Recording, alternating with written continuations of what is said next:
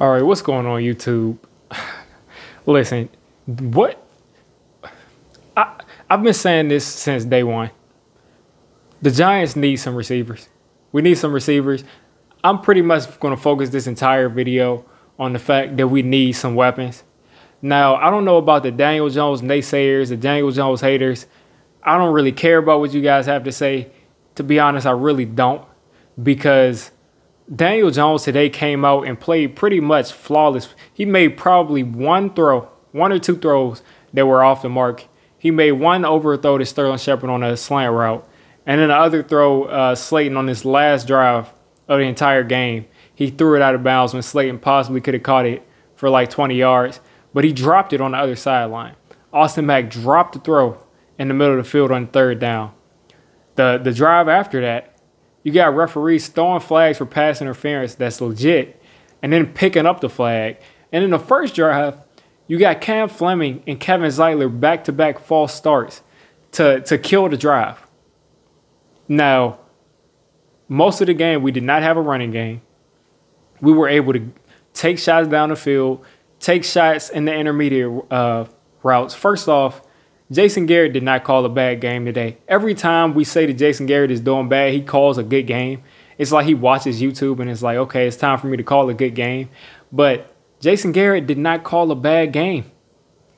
He mixed it up. He ran the ball in certain situations. I do hate the fact that he keeps Alfred Morris on the field for entire drives instead of just, if you're going to put him in, spell him, but don't keep him in for an entire drive, especially when Wayne Gallman is running the way he's been running this year.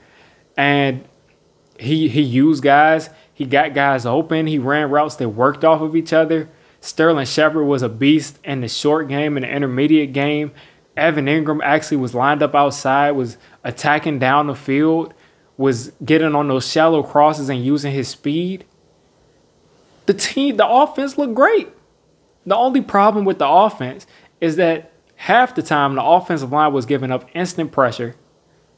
They were giving up instant pressure. As soon as Daniel Jones touches the ball, he's got somebody on his legs or got somebody wrapping him up. Or the offensive line is protecting and no one's open. And no one's open. And, you know, they show you the copy where they show everybody running their route. So I've seen it a couple plays. No one was open. And Daniel Jones has to hold the ball and he gets sacked. Like, where you would rather him throw interceptions so you could talk about that. Like, no one's open.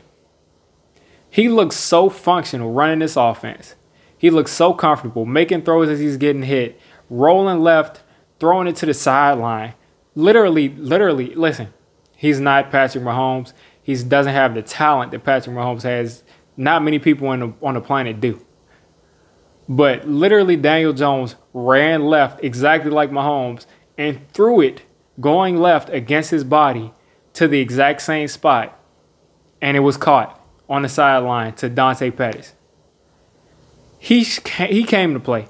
This reminded me of the Eli Manning game in the playoffs in 2016 where Odell Beckham and Sterling Shepard and Odell Beckham and Sterling Shepard and I think Roger Lewis and some couple of other people came and was on that boat, and they came and let Eli down that entire game.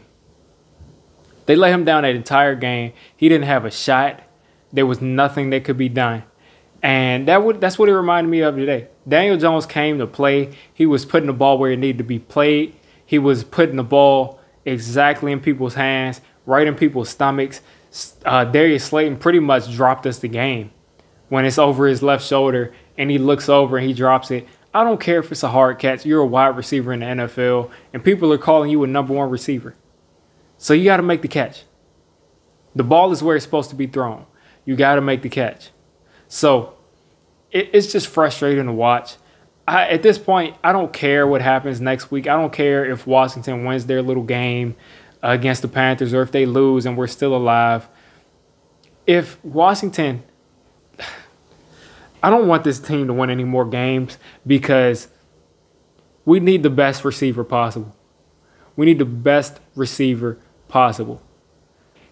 Like I said, Giants fans, you guys got to realize we're not replacing Daniel Jones this offseason.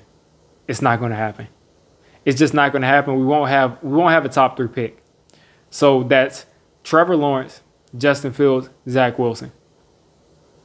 We won't have a top 3 pick. There's no point in replacing him.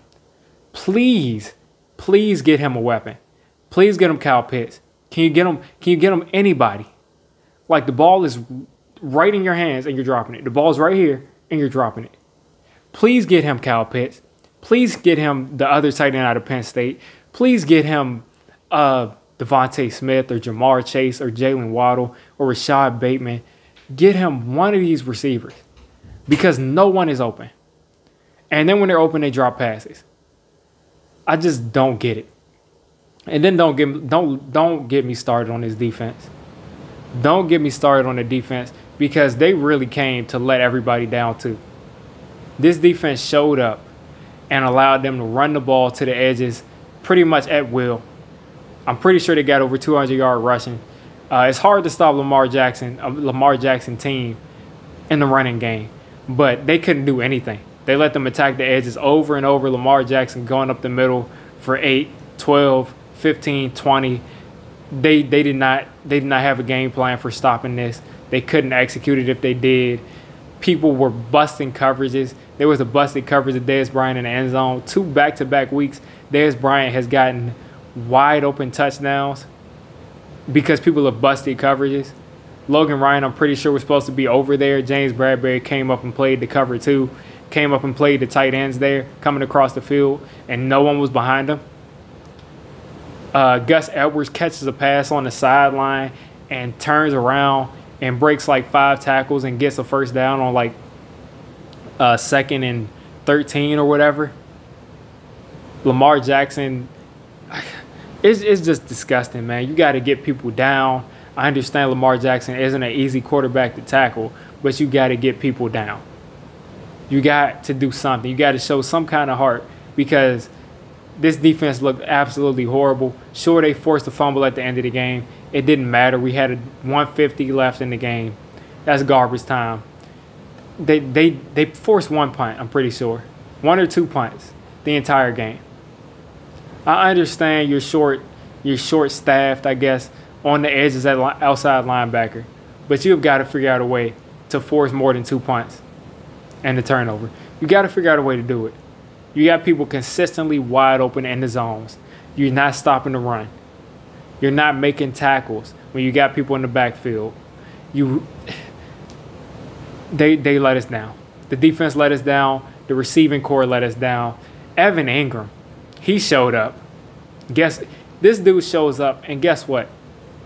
If Evan Ingram isn't dropping passes or fumbling, he's getting hurt. He's got to go. I say draft Kyle Pitts, sign Allen Robinson this offseason because this has to be fixed. This has got to be fixed because Daniel Jones showed up and looked entirely too great at that quarterback spot to allow this to happen. To allow us to only score, 13 points? Are you kidding me? Like, I'm so disgusted with what I saw. I don't want us to win another game until we get a receiving core that's worthy of how he played today. The offensive line, they'll get better. Matt Perry will eventually probably move to right tackle. Maybe somebody else. We bring in somebody else to do it. But just get him some help, man. Please. Can Daniel Jones get some help? Because I'm getting really sick of it. I'm getting really sick of watching him throw to these people that can't get open and they drop open passes in clutch situations. I'm getting really sick of it. And you guys that hate Daniel Jones should be sick of it too, because they're hurting the team no matter if they're hurting him along with the team or not. So lose out. I usually don't root for this, but lose out until we get some receivers. Get the best receiver possible. Get Kyle Pitts in this draft and sign Allen Robinson and then get another receiver in the 2nd round. I want to wash my hands of this receiving core completely. I'm out, man.